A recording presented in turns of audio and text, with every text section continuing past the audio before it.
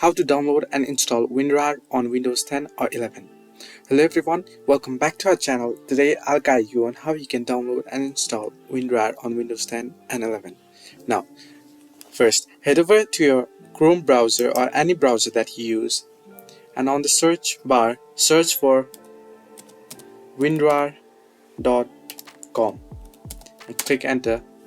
Now it'll take you to this website, and here you'll find the download option on the screen. Click on it. You can scroll down to find your correct language and correct version.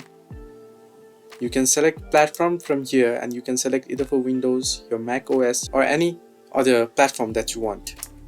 Now I'll click on Windows, and here select any language that you want or your correct language.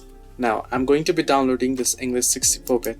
Tap on it. It'll ask to confirm your download. Now my IDM has asked me to confirm download. I'll simply click on start download, and you can see that my download has started and finished. Now click on open once it's downloaded. You can close the tab behind, and now you can see the option to install here. Click on install and it'll start installing. Now click on simply OK. Your installation will be completed. So this way you can download and install Winrar on Windows.